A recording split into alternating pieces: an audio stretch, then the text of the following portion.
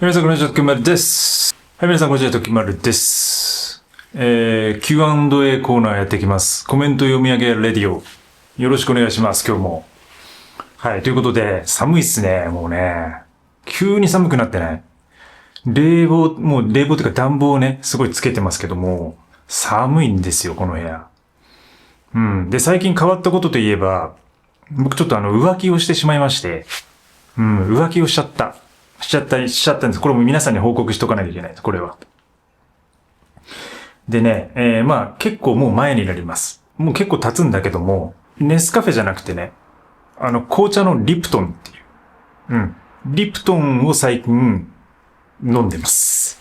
ネスカフェからリプトンにちょっと浮気しちゃってる自分がいます。今日はこれはネスカフェですよ。これはネスカフェなんだけども、だいたい僕1日に2回ね、夕方ぐらいに、ティータイムを入れるんですけど、だから1日に2回ネスカフェ飲んでたんですけども、最近ね、リプトンを買ったんですよ。なんか紅茶飲みたいなって思って、普通のもうティーバッグのやつです。もう見せよう。見せます。もう紹介します。紹介しちゃいますよ、ここで。Q&A コーナーで。これですよ、これ。これをね、買ったのよ。いや、久々に買ったなと思って、なんかリプトンっていうのは、紅茶界のネスカフェなんだよね。いわゆるもうどこでも手に入るでしょう。で、どこでも世界中で売っていて、もうどこでも置いていると。紅茶界のネスカフェ、リプトンは。じゃあ、ネスカフェはコーヒー界のリプトンって言えるかもしれない。もうそれほどにもうスタンダードなアイテムですよね。で、最近ね、見て、このまま、こんな感じで、このピラミッドパックなんですよね。これもびっくりしてて、ピラミッドなの。わかる？このピラミッド。ピンとこないな。ピラミッドパックなんですよ。で、これたくさん入っててね。で、ネスカフェと同じで、お湯を入れるだけでしょ。で、やっぱ冬は紅茶っていうのがなんか自分の中で結構あるんですよね。で、コーヒーってほら、よく体温を下げやすいとか、体を冷やすって言うじゃないですか。で、紅茶とかは逆に体を温める作用があるっていうふうに言われてます。で、緑茶もですね、緑茶も結構冷やすって言われるんだけど、この紅茶になるとやっぱり体を温めるっていう感じがあるんで、なんか冬はね、結構これね、いいんですよ。で、もうストレートで飲んでるんですけど、蜂蜜とかは入れてもいいだろうし、リプトンね、来てますね。でも相変わらず、やっぱ朝はもうネスカフェですよ。これは。ということで、お茶とコーヒーの話してるとそれだけで話終わっちゃいそうなんで始めていきます。またね、結構2週間ぐらい経ちますよね。結構経ちました。で、なんとなく今2週間に1回ぐらいこの Q&A コーナーをさせてもらってます。で、皆さんからいただいた質問とかを読み上げてるんですけど、本当にありがとうございます。皆さんもいろいろ書き込んでくれて。で、僕読んでますんで、読んだらちゃんとチェックとか、で、たまに返したりもしてます。はい。で、なんか最近ね、その YouTube の仕様が変わってね、これまでそのコメントっていう風な、カテゴリーだったのが、最近ね、コミュニティっていう名前に変わってんですよ、これ。これ気づいてる方多分いると思うんですけど、でも YouTube の普通のコメント欄はコメントってなってんのかな？これ多分、作るようなそのプラットフォームの部分だけ多分変わってるのかもしれないけど、コミュニティって名前に変わってるんですよね、コメントが。だからこれはもう、その時丸田中コミュニティが始まってるってことなんですよね、多分ね。で、そこでみんなコメントしてもらっているって感じです。で、なんか、結構面白いですよね、やっぱりね。もうみんないろんなこと考えてるからすごいなって思うし、もうすごいなんか笑っちゃうものもたくさんあったりしてね。大好きです、基本的に。はい。じゃあ行きますよ。少ない靴で暮らすときに考えることでいただいているもので、登山用、ジム用、サンダル、日常、ジャーマントレーナーでやっています。ちなみに家具なし生活のその後はいかがですか？はい。ということでいただいてるんですけど、靴の話をしたときですよね。で、この方は登山、ジム、サンダル、日常っていう、もうなんか4つに綺麗に分けてやってるっていう。いいですね。で、家具なし生活のその後はいかがですかなんですけど、僕はね、その家具なし生活の多分動画上げてる時に、あれ、1週間ぐらいトライするっていう企画だったんで、もうその後は普通に椅子とテーブルは使ってますね。はい。なんで、洗濯機で、の上で作業するってことはもうやってないんですけど、はい。ただまあ、こういうね、大体何もない感じにして、ヨガやったりとか、こういうふうに動画撮ったりとか、してるんで、なんか結局、こう床のライフスタイルっていうのかな。それが結構、ハマってる感じはしますね、最近ね。まあ、ヨガやり始めてからやっぱりその床に慣れてるっていう感じはしてますね。よりこう座ることが多くなったりしてます。はい。なんかね、結構昔の動画にこうコメントしてくださる方もいてね、ワークマンの防水靴がおすすめです。雨でも普段でも履ける紐がないやつを最近毎日履いてます。いや、いいですよね。ワークマンのね、レベルがやっぱり最近高すぎるみたいな。で、なんか、ちょっと聞いた話では、そのワークマンがあまりにも、こう、登山とか、そういうこう、若者向けに最近振りすぎたから、これまでの、その、ガチガチにね、作業とか、専門職で、プロフェッショナルが使用していたものが、なんかちょっとおろそかに感じられてる人もいるみたいですね。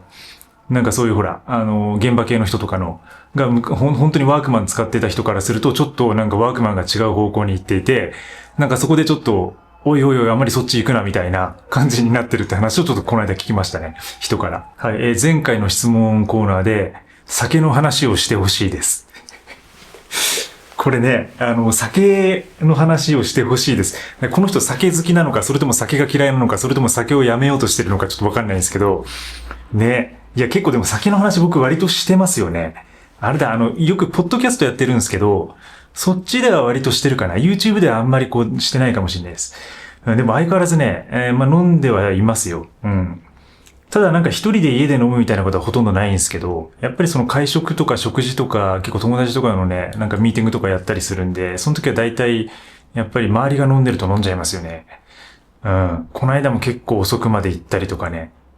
うん。カラオケまで行ったりしてますからね。うん。未だにっていうか、なんか今頃またカラオケが面白くなってきてるというか、なんか昔はさ、ほら、学生の頃とかさ、よくさ、やっぱこうカラオケ行こうみたいになるじゃないですか。で、そこからだんだん大人になって、いやもうさすがにその人前で歌うのはみたいになるけど、よくほら、スナックとかで、なんか、おじさんとかがすごいそのカラオケ歌ってるのを、うわ、きついなとかって思って聞いてたんだけども、なんかだんだん自分がそっち側になってきてるから、ちょっとね、まずいなって。もう歌まで入ってきちゃうとね、ちょっとね、まずいなって感じにはなってますね。まあちょっと酒の話はね、またどこかで、なんかまとめてやりたいなと思います。まあでも全体的な狩猟はやっぱ減ってますね。まあ自分はその朝からやっぱり練習、ヨガを基本としてるんで、もう最近は4時か5時には絶対起きて、で、そこから練習を始めるってことをやってるから、もう夜が早くなってるんですよね。だから8時とか9時、もう9時ぐらいには、寝たい感じになって、で、もう8時ぐらいにはもうオフラインになりますね。だからその仕事とか、その友達とかもそうだけど、いろんなその連絡とかは、僕は多分もう8時以降は一切その、スマホを触らないような生活になってるんで、で、また朝起きてやるって感じ。だから、着実に減ってはいる。着実に狩猟は減ってます。はい。それだけここではお伝えしておきます。そう、結構コメント Q&A でいろいろね、皆さんからいただいてますよね。ウォレットのこととか、革靴のこととか。はい、人生で太っていたことありますか？体重が55キロということですが、今の体型が時丸さんにとってベストなのでしょうか？っていただいてますね。昭和の試作品さんから。はい。僕はですね、太ってたことないんですよ。もうずっと、多分もう体質でしょうね、これはね。ずっと痩せてて、で、もう身長も体重もね、高校生の時ぐらいからずっと変わってないんですよ。これもう、不思議というか、だからもう止まってんだよね、成長が。高校生か、それくらいの頃から。痩せ型だとは言われるんですけど、だから BMI とかも多分、痩せ型には入らないけど、一応普通の、本当に痩せ型のレベルなんですよね。多分ね、自分の身長で55キロっていうのはね。でもね、気にしてないね。だからベストかどうかもわかんないし、でも体調はすこぶるいいし、その人間ドックとか健康診断で引っかかったことはほとんどないです。だから、なんかよくほら、その太りすぎとか基準もさ、結構その、数字の中で判断されるものであって、その健康とは全く別っていう考え方もありますよね。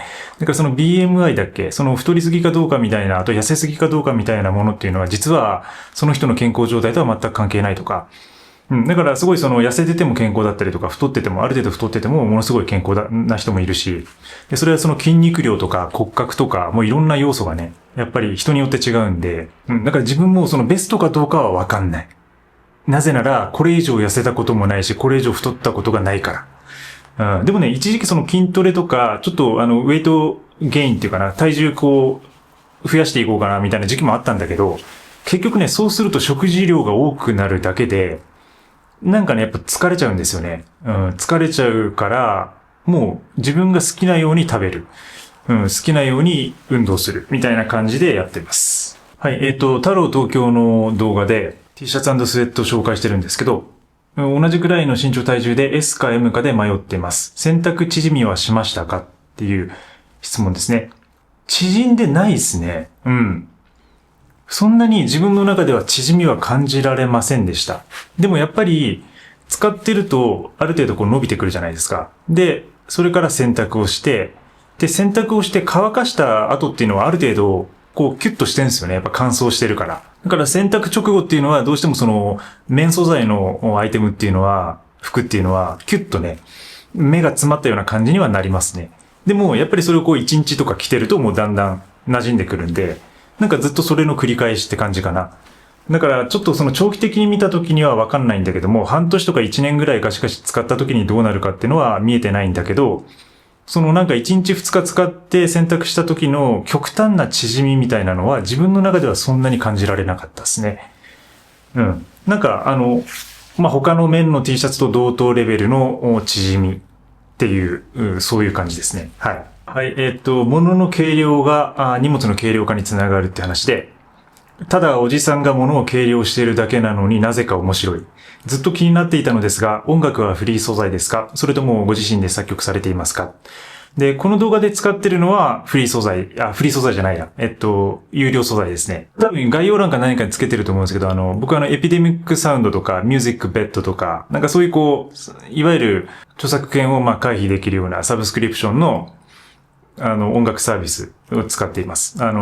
クリエイター、コンテンツクリエイター向けっていうのかなのサービスを使ってますね。一応ね。で、作ってる時もあったんですよ。これ昔のね、結構昔の動画を見てもらうとわかるんですけど、昔の動画は自分で作ったやつとかをたまに当てたりしてます。うん。シンプルなトラックなんですけどね、ロジックで作ったものを当てたりもしてますね。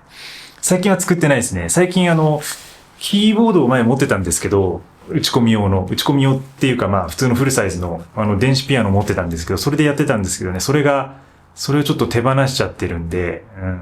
だから、それはもう小屋暮らしに行った時にはそのピアノはもうなかったんですよ。そうだから、それ以来ね、やっぱ作れてないね。なんか、やっぱり僕はその音楽は結構アナログの入力が多分好きで、ずっとギターから始めてるっていうのがあるから、やっぱなんかこう弾いたものをなんかサンプリングでこう入れたいんですよね。だから音源だけでこうやるっていうのがね、あんま多分得意じゃなくて。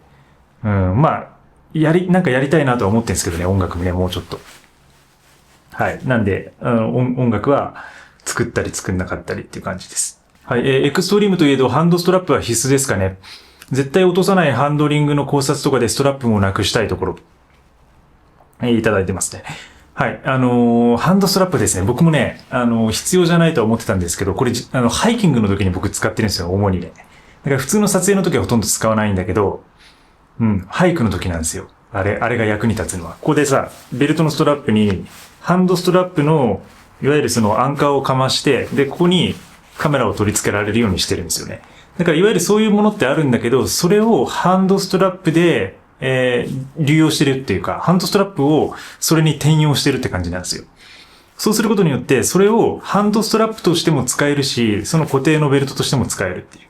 うん、そういうふうな、いわゆる多目的に使うもの、一つのものを多用途に使うっていうことをストラップでやってます。で、今使ってるストラップが、割と調子がいいんで、それでやってますね。はい、時丸さんの企画はどれも斬新で興味深いです。私の愛用品、貝印、過去貝コーポレーション、貝爪切り、リーフタイプは、本体 17g で切れ味、見た目コンパクトで最高です。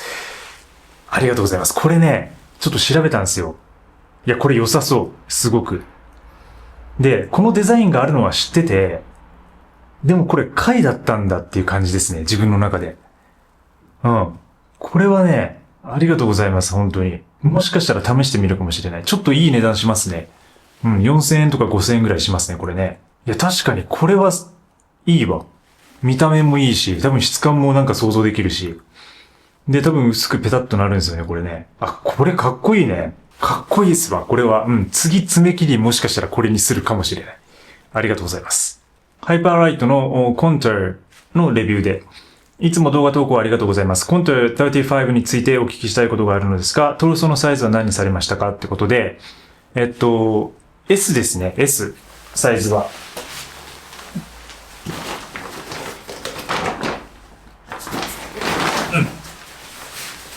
トルソのサイズ S です。で、これね、実際測ったんですよ。測り方が、多分、オフィシャルだったかなかどっかにあるんで、一応僕もちゃんと測って、多分この首のね、この骨から、後ろの、なんて言うんだろうな、この腰のね、腰の骨の頂点の長さを測るんですけど、で、僕がね、ちょうど、それが S と M のちょうど中間ぐらいだったんですよ。で、かなり迷いました。迷った時には、中間で迷った時には、サイズを一つ上げた方がいいっていうのがセオリーです。これはもういろんな、登山系の、バックパックのお取り扱ってる会社とかお店の人に聞くと、必ずそう言いますよね。中間に来る場合は一つサイズを上げた方がいいって。でも自分は、あれなんですよ。元々使ってたハイパーライトのデイブレイクが S を使っていたから、もうこれは同じメーカーで、これが S なんだったら、こっちもちょうど曖昧な時は S でいいだろうっていう判断をしました。うん。だから、ギリギリでいけてる感じですね。うん。で、ものすごく背負い心地は問題ないです。はい。なんで、そこはきちんと測るっていうことが大事ですよね。うん。これ結構ね、なかなか登山とかやらない人ってバックパックって多分適当に選ぶから、多分ね、そこのフィッティングができるかできないかで、使い勝手にものすごく影響があるってことはあんま知らないんですよね。そう。だからバックパックは、結構背面調っていうかな、背面調の選び方が結構重要ですね。うん。これは、本当にいいコメントをありがとうございます。自分自身もなかなか強調して言えてなかったんですけど、なんかバックパックってほら、やっぱ容量だけとかになるじゃないですか。でもやっぱ背負い心地っていうのが長く歩くこととか、一日中背負ってね、歩いてる時には、影響してくるんですよね、大きくね。なんか通勤とかさ、そういうぐらいに使うんだったらいいんですけど、やっぱり歩くってことはもうそれをずっと身につけてるのと同じようなものなので、もう洋服と同じような感覚で、サイジングには結構十分注意した方が、いいと思います。その方が満足したね、買い物ができると思いますね。時丸さんはじめまして。最近こちらのチャンネルを刺激を受けております。炊飯器のレビュー動画が面白すぎて2回見ちゃいました。海外のミニマリストさんの情報が興味深くありがたいです。昨日ネスカフェゴールドブレンドを買ってしまいました。次の動画も楽しみにしています。ありがとうございます。そう、もう海外かぶれなとこあるからね。僕はもう基本的にミニマリズムって海外のミニマリストから入ってるから、ジョシュア・フィルズ・ミルバーンとライアン・ニコデマスっていう二人組から入ってるから、もうなんか、ずっともう最初から今までなんか海外の人ばっかなんですよね、参照してるの。もちろん日本のミニマリストの方の動画とか情報も参考にさせてもらってるんですけど、やっぱりね、なんか海外の人ですよね。やっぱ物質主義から逃れるっていうさ、なんかそういうのがやっぱアメリカって強いんですよね。なんかやっぱアメリカのミニマリストがやっぱり多いし面白いですよね。持ち物を15個で暮らしているアンドリュー・ハイドさんとかね。アンドリューはでもアメリカ人かな、あの人は。アンドリュー・ハイドとか。あと僕がリスペクトしているクレイグね。ネスカフェのインスピレーションを受けたクレイグっていうね、Life According to Craig っていうチャンネルをやってたんですけども、すぐ消すんですよ。自分でチャンネル頑張ってこうやって話してんのに、もうミニマリスト、あまりにもエクストリームミニマリストだから、自分の動画全部消しちゃうんですよね。で、チャンネルも消しちゃうっていう。やっぱそれやってからこそのミニマリストだって僕も思ってて、でも僕はもうちょっとチャンネルをなるべく消したくないですけど、でもそこまで行くんだったら消さなきゃいけないかなって思ったりもしてるんですよ。あとは、フランス人のドミニク・ローホさんとか、ドミニクさんは結構、エクストリームというよりかはどちらかというといいものを使ってね、ラグジュアリーな、ミニマリズム、シンプルライフっていう感じの方が強いけど、とことか、まあいろいろいますよね。いろんな面白い人がいるんでね。まあ、なんかまた面白い人たちがいたらね、ちょいちょい紹介できたらと思ってますね。あ、で、あれだ、そのソックスについて語るとかで、まあ結構その、商品名何ですかみたいなコメントよくいただいてるんですけど、エッセンシャルアイテムリストを載せておきますね。で、そのエッセンシャルアイテムリストがあるんで、まあそれを見ていただけると。で、僕はそのフルのリストも作っていて、今持ち物が、ハイキングギアがちょっと増えて、今80個になってるんですけど、それを全部掲載したものをノートで作ってます。で、まあ、それ更新できてないんで、まだその55号で止まってるんですけど、必ずね、年内には、更新すると思うので、まあそちらをご覧いただければ自分が持っているものすべては掲載しています。で、さらにそのまあエッセンシャルっていうのかな、まあ自分にとってベーシックなアイテムっていうのはまた別のリストを作っているので、そのリンクも載せておくのでよかったらそれ見てください。その靴下のモデル何ですかとか、あとそのヨガマットかな。ヨガマットを何使ってますかみたいな質問でよくいただくんですけど、まあコーヒーはネスカフェだっていうのはね、もうはっきりと分かってんだけども、よく言ってるから。はい。で、これ結構、僕も共感するコメントがあって、持ち物の数が決まらなくてずっともやもやしています。ゴミ袋、絆創膏の1枚、トイレットペーパー、洗剤は持ち物に当たるのか、違うなら境界線はどこなのか、消耗品以外、家の中のありとあらゆるものすべてを一つ一つ数えるのか、バラバラなものは群名称として1個。そうした基準は自分で作る。人それぞれ違う。でいっか。そもそも数える必要なんて自分にはないか。と考えつつも、きっと的外れであろう問いに沼ってしまっています。AG ビートさんね。ものすごくこれはわかる。で、これは、まあ、結論言うと、もうバラバラでいいと思ってます。で、自分は消耗品は入れないようにしてますね。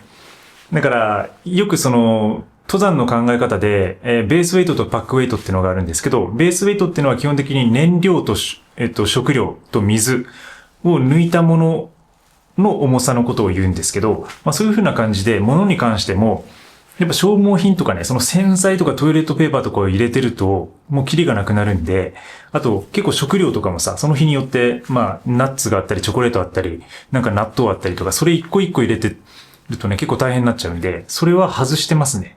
どこでも調達できるっていうのもあるし。だからそれまあ、別にでも入れてもいいと思うんですよね。入れて、なんか自分の持ち物すべてで何個だって数えるのもいいと思うんですけど、で、確かにそもそも数える必要なんてない、まあ意味もないっていうのもあるし、だからその辺はまあ、結構適当ですかね。まあ適当って言うとまあ自分の中ではいろいろこう基準はありますけど、あとよくあるのが例えばケースを含めるのかとかね。で、僕はもう全部バラバラに割と数えてるんですけど、例えば僕が持ってる、カップですね。唯一のカップ。チタンカップのボディの部分と蓋の部分を1個、2個っていう風に数えてます。なぜなら、それは自分の中ではマルチディッシュっていう上の蓋も結構ただの蓋じゃなくて割と重要なアイテム、多用途に使えるアイテムとして捉えているからっていうのが一つと、別売りっていうのがありますね。その商品自体が、実はカップとその蓋っていうのが別売りなんですよ。だからそれは一つの存在として、メーカーは捉えてないってことなんですよね。別々のものとして捉えているから、それは1個。で、蓋合わせて2個っていうふうに数えたりしてますね。で、さらにその周りのね、ケースみたいなものもあるんですけど、なんかそういうのも、僕は割と分けて数えてます。分けて数えて80個って感じになってます。はい、たまに動画見てます。冠婚葬祭の時のスーツや靴はどうされていますか？まあ、これもなんか過去に話してると思うんですけど、基本的にレンタルですね。はい、レンタルでもうやってます、すべて。で、今までいろいろ革靴とかも好きで持ってたんですけど、全部手放して、で、レンタルの時だけ、で、自分は結構いろんな、とこに、東京だけじゃないとこにいろいろ行くことが多いんで、この間も長崎とか行ったんですけど、長崎のホテルにそのまま予約をして、で、ホテルに自分の服が送られて、で、それを着て、で、式に出て、で、式が終わったらそのままホテルから返すっていう。そんな感じで、利用しています。はい。これなんだろう、コーヒーの動画かな。コーヒーの動画で徳村さんいつも楽しく拝見しています。だんだんコメントがタイの仏教僧みたいになってきましたね。徳村さんはタイの瞑想修行行ったことはありますでしょうか？私はチェンマイできちんとしたコースとしては最短5日間の体験コースに行きましたが、毎日着る服すら借り物で自分のものは何一つ持たないミニマリストの究極系でした。いろいろ学びの多かった5日間です。徳丸さんが言ったことなければ徳丸さんに合いそうなのでコメントさせていただきました。ということでありがとうございます。はい、タイの仏教修行行ったことないですね。はい、これ行きたいですね。でもね、これ素晴らしいですよね。5日間の体験っていうのは。やっぱりその仏教から来てるところは多いんで、やっぱりタイのその上座仏教っていうのかな、テーラワダ仏教っていうのかな。それはやっぱり、基本的にもう身につけているもの以外は自分の持ち物ではないっていうね、考え方で。あと日本の禅宗なんかも、禅宗なんかもそうですけど、自分の持ち物はもう服とつづら箱みたいなものがあって、そこに入るものだけが自分の持ち物として認められるみたいな。で、寝るとこはもう畳1畳分のスペースしか与えられない。で、あとは柏布団っていうね、こういう畳まれる布団みたいなところで生活するっていうのが、日本でもありますよね。だからそういうふうにやっぱその宗教的なところから来るミニマリズムっていうのもあって、で、自分自身もその禅の話とか、あと禅の結構文献とか割と読んだりして、今までいろいろやってきましたね。で、結構禅宗に割と影響を受けてて、食器をね、もうその自分が決められたものしか使わない、なんかこういうマトリョーシカ人形みたいになってて、もうその一式だけでやるとか、で、その終わった後もお茶を注いでね、その服だけなんですよね。だから水とか洗剤とかで洗ったりしないんですよ。拭いてしまって、それを持って自分の場所に収納するっていう。本当にそれだけのもの。で、本当に生活必需品っていうのかな。爪切りとかもう限られてるんですよね、持ち物がね。だからその中で生活するっていうこと。で、修行するっていうこと。で、それは実際それで生きられてるんだから、それで生きられるってことなんですよ。だから、この、タイのね、瞑想修行はすごいね、素晴らしいなと思いますね。タイの瞑想修行ってあれなのかなビパッサナーなのかないわゆるその仏教の瞑想で一番有名なのはビパッサナー瞑想っていうのがあって、で、それはヨガの文脈とかなり近いところであるんですけど、で、日本にもその瞑想センターが2つか3つだったかなあって、最短で7日間とか10日間をそこに入っていって瞑想修行するっていうセンターがあります。でね、僕もね、それやろうと思った時があって、でも結局ね、申し込みできなかったんですけど、ちょうどコロナ禍で、そのセンターが、受付中止みたいな感じになってた時期だったんですよね。で、その時にぽっかりスケジュールが空いた時があって、そこでね、申し込みしようと思ったんですけどね、行けなかったんですよ。だからちょっとね、そのビパッサナー瞑想修行も、ちょっとね、自分のやりたいことの中には一つ入ってます。羨ましいです。そこの修行に行けてるのは。ネスカフェの対策委員会の動画でね、結構いろいろコメントいただいて、ミニマリスト芸人。こんなにネスカフェの宣伝してる動画って他にないだろうっていう。確かにね、自分も見たことないです。こんなにネスカフェの、宣伝してる動画は。何の案件でもないですからね、本当に。福山雅治版のコーヒールンバもお試しください。キリンさんからいただいています。はい、存じてます、これは。いいんですよね。なんかギター一本で弾き語りしてる、福山版のコーヒールンバがあるんですよね。ミニマリストの皮を被ったエクストリーム変人って。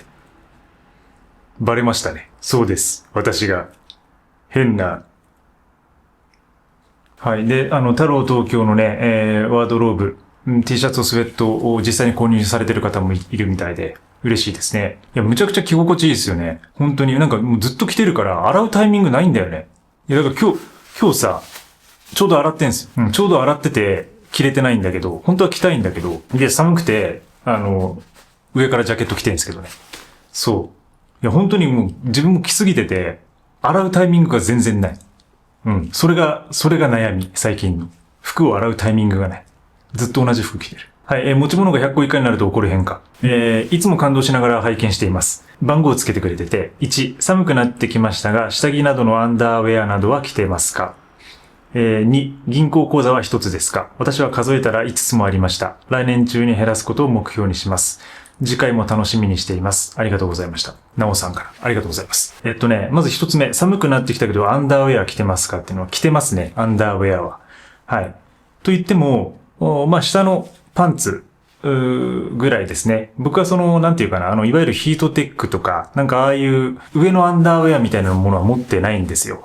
うん。ワードローブで紹介してる、なんか T シャツぐらいしか持ってないんで、で、T シャツを着て、その上に、もうなんか、もう一枚羽織るとか、うん。なんかミッドウェアを着て、その上にジャケット、こういうのを羽織るとか、うん、そういう感じですね。うん。で、下はね、なんかああいうこうスパッツみたいなものも全く履かないですね。うん。なんかね、一時期なんかそういう風にデニムの下になんかこうタイツみたいなのを履いてた時もあったんですけど、なんかそんな変わんないかなって。うん。寒さが。なんとなくこう上が大丈夫であればね、なんか下ってそんなにね、うん。まあ、むちゃくちゃなんか外に長くいる時とかは履いた方がいいと思いますけど、そんなにね、対策してないですね。うん。で、銀行口座。で、これちょうどね、このコメントいただいたぐらいに、なんかカードとか決済のミニマリズムの話してますよね。多分そこでも話したと思うんですけど、口座は一つですね、基本的に。うん、厳密には二つ持ってるんですけど、メインは一つです、使ってるのは。まあ一応こうビジネス用みたいなものもあるんですけど、自分の場合はね。うん。だからこれもね、本当にね、銀行口座って解約するの大変なんですよ。僕もいろいろね、昔持ってましたよ。なんか学生の頃に作ったものとか、なんか会社とか就職した時に作らせられるものとかたくさんあるじゃないですか。そういうので勝手に増えていくんですよね。で、住む場所を変えてると、なんか地方銀行と契約しなきゃいけなかったりとかして、その地方の銀行口座が増えたりとか、で、それで解約するのがね、もう電話一本とかでできる感じじゃないんで、その場所に行かなきゃいけないんですよね。だからキャッシュフローが見えなくなって自分のお金の流れが見えにくくなるっていうデメリットもあるんだけど、解約が手間がかかるってこと、手間と時間がかかるってこと、本当にもう半日とか一日とかね、移動含めたらかかりますから、だから、なるべくね、もう銀行口座もシンプルに少なくしといた方がいいと思いますね。はい。はい。ネスカフェすぐ冷たくなる問題対策員で、ネスカフェとは全く関係ないんですけど、もし機会があればミニマリズムと性欲について語ってほしいです。ありがとうございます。ね、結構デリケートな問題だけど、まあ大事な問題ですよね。うん。でもちょっとね、テーマが広すぎて、このミニマリズムと性っていうのはね、なんか、まあ僕はだから、そのミニマリズムをやることによって性欲もミニマリズムにしていこうみたいなノリとかは全くなくて、自分には。うん、もうそれも人間的なものなので、そういうのは仕方がないと。むしろその物とか物がなくて時間が余ることによってその性欲の拡大みたいなものが起きるかもしれないし。で、この性で思いつくのは、やっぱギリシャの哲学者ですよね。ディオゲネスですね。うん。古代ギリシャの哲学者のディオゲネスの話ですね。で、ディオゲネスっていうね、人がいたんですけど、その人は、亀の中で、暮らしていた。あるいはその一つの亀だけを持って暮らしていたっていう、もう本当に一番超初期のミニマリストだと言われている人なんですけど、その人の逸話で、ギリシャのなんか広場でオナニーをしてたらしいんですよ。いつも。うん。なんか本当に持ち物がなくて、広場でオナニーをしていたと。やることもなくてね。で、それはなぜなら、もう、それが一番快楽が得られることだからっていう。だからもうその考え方も超シンプルで、うん、そのために、もう一番、手っ取り早くね、快楽を得られる、なんて素晴らしい行為なんだっていうふうに、オナニーのことを記述したりしています。はい。だからそういうね、側面もあったりしますね。で、ディオゲネスは、亀一つで暮らしていたっていう話と、亀の中で暮らしていたっていう話があって、それ伝承されているものだから、真実は分かっていないんだけども、なんかこの一つでね、暮らしていて、なんか子供たちが水を飲むときに、手ですくってるのをね、手で水をすくって飲んでるのを見て、自分が唯一持っていたカップさえも地面に叩き割ったっていう話があったりとか、もう結構ね、破天荒っていうかね、うん、なんか面白い文献がたくさん残ってるんですよ。だからちょっとそういう、ディオゲネスの話なんか読んでみると、でもまあそこにでも性欲の話ってそんな出てないですね、結局ね。うん、なんか広場でオナニーしてたっていう、そういう話しか出てないんで、うん、ちょっとね、そういう側面でもね、なかなか難しいですね。でも語られていないからこそ、何かね、そのミニマリズムと性っていうのは、なんか関連性とかがあるかもしれないですよね。うん、ちょっとね、これからいろいろ考えたり、まあちょっとそういう文献に当たってみたりしたいと思います。いろいろヒントをありがとうございます。家具なし生活で気づいた5つのことで、Great video, I'm gonna furniture free as well. This is very inspirational and helpful. I also love yoga. It's very nice to see other extreme minimalists out there in the same interest. Thank you.ということでいただいてます。英語でね。ありがとうございます。なんか、猫のアイコンの。ね、やっぱりいるんですよね。まあ、どの国かはわからないけども、この書いてくださってる方はね、ファニチャーフリーで家具なしで暮らしていると。で、その人もヨガやってるっていうね。やっぱ家具なしで暮らすってことは、その床に近くなるんで、どうしてもその、こう、なんて言うんだろう。その、こう、座るってことと、そのヨガをするってこと、何もないっていうことと、ヨガをする親和性っていうのがものすごく近いんでしょうね。だからヨガをするために家具を置いてないっていう可能性もあるしね。ファニチャーフリーにしておくってこともできるし。あるいは何もない。ファニチャーフリーにしたからこそ、スペースが生まれて、じゃあそこで何やるかってなった時に、ヨガができるなっていうね、考え方になったりとかね。っていうこともあるんで、やっぱりそのないっていうことは貧しいことではなくて、何にでもなる。何にでもできる。何でもできるってことなんですよね。いいですね。同じ家具なし生活をしている人たちが世界にいると思うと、これはなんか素晴らしいなと思いますね。みんなが家具をなくし始めたらね、家具屋が全然儲からなくなってね、大変なことになっちゃいますけど。はい、覆面ミニマリストの挑戦。楽市さんは予約なしでも行けましたかって橋本さんからいただいてます。はい。行けましたね。予約はしてないですね。歩いて、ふっと。まあ、でもなんか、あんまりちょうど土曜日だったのかな。なんか日曜日と土曜日が確かお休みだったような気がするんですけど、土曜日は空いてたのかな。でも平日の方が、賑わってるというかメインだっていう話はしてましたね、マスターが。はい、財布と決済のミニマルカード。これ笑ったのが、サムネバーチャルインサニティって。鈴代さんから、サムネバーチャルインサニティってジャミロクワイですよね。いや、これ自分でも気づいてなくて、で、このコメント見てから、もうジャミロクワイのね、バーチャルインサニティの音楽聴きましたね。曲聴き直しましたね。確かになっていう。勝手にそうなってたっていうね。いろんな気づきを与えてくれますね、コメントが。アシュタンガヨガ1年続けて現れた変化。これちょっと昔の動画なんですけど、これにいただいてて、時丸さんの影響でヨガに体験レッスンに行きました。これから始めたいので、おすすめのヨガマットを教えていただきたいですっていう。はい、エッセンシャルリストに載せています。で、僕が使っているのはマンドゥカです。もうマンドゥカですね。もう間違いないです。マンドゥカのプロかプロライト。まあ僕はプロライトっていう、5ミリのプロよりもちょっと軽いモデルを使ってるんですけど、だから家の、まあ外に持っていくんだったらプロライトの方がいいですね。むちゃくちゃいいです。もうグリップ全然、滑らないし、グリップ力が落ちないですね。もうずっと使ってますけどね。1年半ぐらいになるかな、ちょうどな。最高です。マンドゥカです。マット。で、最初はなんか Amazon の安いやつ使ってたんですけど、もう結局ね、ヨガマットってそのヨガ始めたらもうずっと使うし、もうそこにいる時間が長くなるんで、どんどんね。もう最初からいいの買っといて全然いいと思いますよ。もうただのゴムなんで。だから、ただのゴムだけど結構、その表面の仕様とか、なんか意外とその毎日使うから意外とその自分の気持ちにも影響するっていうのかな。だからなんか、安定できる。まあ、いいクオリティのものを持っといた方が、安心してね、安定的に練習ができると思います。はい。はい。で、財布と決済のミニマル化で、これ見て財布はそのままなんですけど、化粧ポーチの布ポーチからマチ付きのジップロックに変えました。もともとナチュラルメイクで中身少なかったので、外から見えるから細いものもすぐ見つかるし、何より外出先の濡れた化粧台に置いた時でも拭けば終わりはかなりいい。綺麗なのかもわからない場所に置くから、ポーチが地味に汚れるのは嫌だったんですよね。しばらくこれでやってみます。ってことで。キット9243。ありがとうございます。このなんか嬉しいですね。なんか自分がやった動画を見て、それ通りにやるんじゃなくて、違うとこで自分のものに取り入れてくれているっていう。で、これも全部、しかもジップロックのいいとこすべて書いてくれてて、マチ付き。で、化粧道具が結構入ると。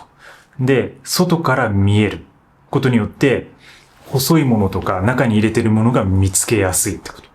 で、外の濡れた化粧台に置くときにも気を使わないと。確かにその綿のね、袋とかだと気を使うんだけど、もう濡れてもいい。拭けば終わりでいいっていう。だからこれはね、もう全部ジップロックのいいところをすべて言ってくれてます。はい。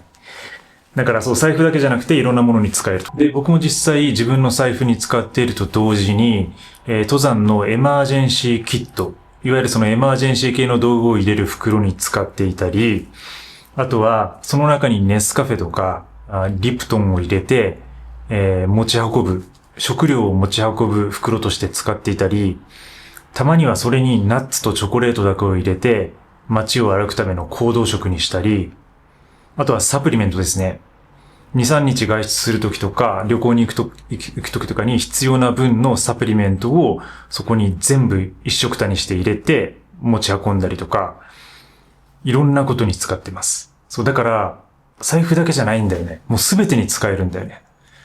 うん。それはまあさっき、この方が言ってくれたような特徴があるからですね。はい。ありがとうございます。はい。内容と関係ありませんが、長崎出身なんですね。長崎転勤になりそうでして、情報収集した結果、少し生活しにくいのかも、なんて不安が。主に車を持たずに生活できるかという観点で見たときに、坂が多くて自転車にも乗れないんだとか。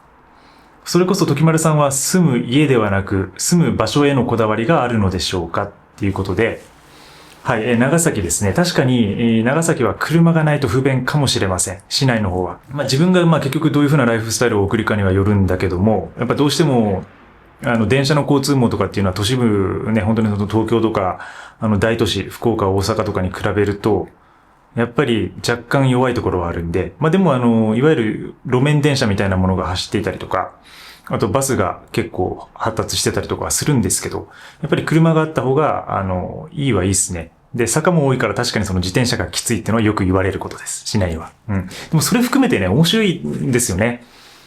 うん。だから僕はもうその歩く派だから、もう全然自転車もいらないんですけど、でも長崎で自転車持ってても楽しいかもしれないですね。で、住む家ではなくて住む場所へのこだわりがあるかってことなんですけど、住む場所に関してはそんなにこだわりはなくて、でもやっぱ自分が仕事をしやすいとか、あとはその災害から遠いとこっていうかな。でもやっぱり東京とかにいても結局ほら、首都直下型地震とか、今もいろんな脅威がいろんな場所であるので、ディティール、細かいところで言えばやっぱその川の近くに住まないとか、その土砂崩れがあるようなエリアには住まないとか、津波のエリアを避けるとか、うん。そういう浸水のリスクとかね、そういうハザードマップ的なところで、場所を決めるっていうのはまず一つあります。それが一つのこだわりといえばこだわりかもしれない。あとは、やっぱ場所っていうのはそのインスピレーションですね。やっぱ自分の住む場所によって自分のそのライフスタイルっていうのは変わってくるんで、自分の生活とか人生を変えたければ場所を変えることなんですよね。これが一番手っ取り早い。だからそういう意味で場所はかなり大事です。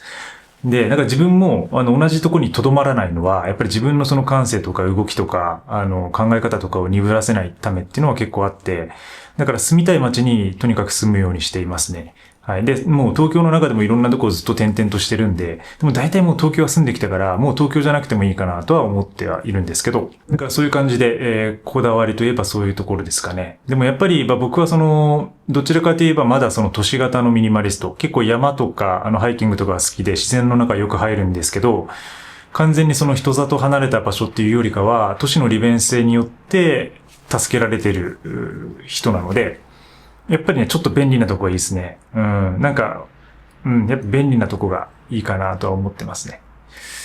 便利でありながらでもちょっと混みすぎてないっていうのかな。ちょっとそういうところが。でもなかなか難しいんですよね。でもやっぱその土地の雰囲気とかってのはあると思います。それによってその住んでる人とかも全然違うし、そこにあるコミュニティとかもね、全然変わってくるんで。なんでこだわりといえば、ちょっとそういう、ちょっと曖昧ですけどそういうことになるのかもしれないですね。はい。ありがとうございます。はい。ドローンの動画で、これ割と最近ですね。部屋はミニマルでも突っ込みどころは全然ミニマルじゃない時丸さん。ありがとうございます。もう、そう突っ込んでいただけるだけで、もう本当に嬉しいですね。皆さんこの動画は割といろいろいただいてます。ね、ふざけた動画ですよね。ドローン飛ばして部屋の中で。そう、音うるさいんですよ、結構。このね、これは秀逸だなと思いましたね。ルンバは音がうるさいかもと気になっていたけど、使わない方がうるさくなるとは思っていなかったって。確かに。使わない方がうるさいんだっていうね。うるさいよ。ルンバよりもはるかにうるさいですよ。ドローンは。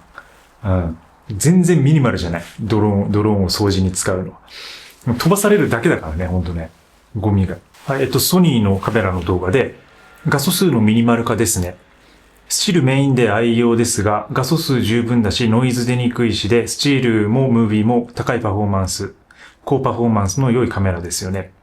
一回り小さくなった SL2S 的な違うかって書いてるんですけど、ロモンリーさんね。でも雰囲気わかりますよ。一回り小さくなった SL2S みたいな感覚は、ちょっとありますね、自分の中にも、それは。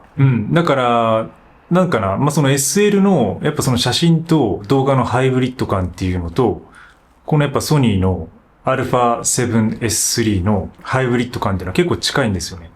で、画素数のミニマル化っていうのはまさにおっしゃる通りで、で、それがその画素数が自分にとってちょうど良ければ、かなり最高のマシンだとは思いますね。今のところ。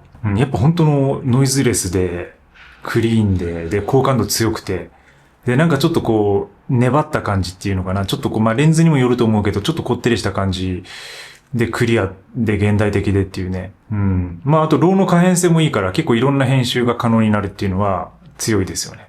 いや、もうなんか、全く不満がない。本当に高パフォーマンスで、何も問題がない優等生って感じ。むちゃくちゃ重宝しています。はい。なんか結構英語でいただくことも多くなってきましたね。Wow, amazing. I strive to one day own so little like this, but it's hard to do. You are truly inspiring good work. カーロス・ヨロズさん。ヨロジーさん。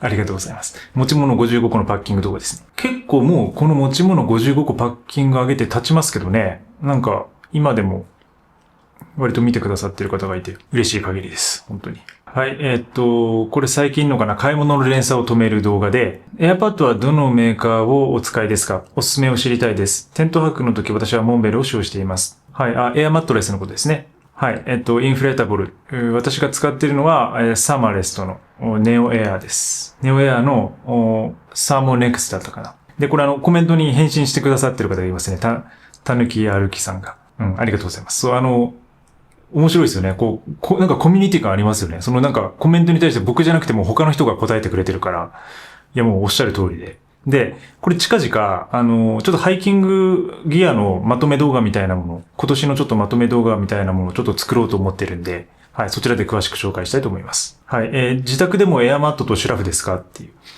で、これね、ちょっとね、最近試してるんですよ。で、どれくらいの、気温まで耐えられるかっていうのがあったりして、その自分のシュラフとマットレスのスペックを見る意味でも、結構割と最近、ようやく寒くなってきたんで、その寒さの中で寝られるかみたいなことをやったりとかしてますね。でも、いつもじゃないです。いつもは、普通にマットレスは持ってるんで、マットレスっていうか、普通の、ベッドみたいなマットレスは持ってるんで、それを使ってますね。で、なんかね、でも全然いけるんですよね。マットレスとシュラフだけで。で、やっぱメンテナンスも楽だから、で、場所取らないし、なんかゆくゆくはそっちに切り替えていくかもしれないです。布団っていうか、布団とかそのコンフォーターっていうか、いわゆる掛け布団とか、ベッドシーツとかそういうのも不要になるんで、むちゃくちゃ楽なんですよね、シュラフでいけるっていうのは。で、インナーシュラフを使えば、もうそれだけ洗えばいいんで、だから洗濯も楽だし、で、あとはパパッとね、干しておけば、湿気もね、もう一瞬で飛ぶんで、だから、ちゃんと寝る用のマットレス、ベッドマットレスみたいなものよりも衛生的だし、で、寝心地とか寒さもね、もう寝心地もね、結構ね、良くなってきてるんですよね。マットレスのクオリティとかレベルが上がってるんで、最近。次に引っ越したら間違いなく、もう、多分マットレスっていうか、あれは持っていかないでしょうね。自分の布団とかは多分持ってかないと思いますね。ということで、ちょっと長くなってきたので、今日はこれくらいにしときます。皆さんいつもご視聴いただき、そしていろんなコメントとか質問を書いていただきありがとうございます。今後もですね、ちょっと定期的に Q&A コーナーやっていきたいと思いますので、ぜひ質問などコメントなどご自由にね、お書きください。はい。なんかコミュニティが、丸田中コミュニティが、だんだん育ってきているような感じがしています。ありがとうございます。はい。それではそんな感じで、今日は、最近もだいぶ寒くなってきてるんでね、風邪などひかないように。ミニマルになりすぎて、ね、服とかを全部捨てて、寒くなって風邪をひくってことはね、よくあることなので、決してね、自分の必要な、防寒着などは捨てないようにお願いします。それではまた次回の放送で。バイバイ。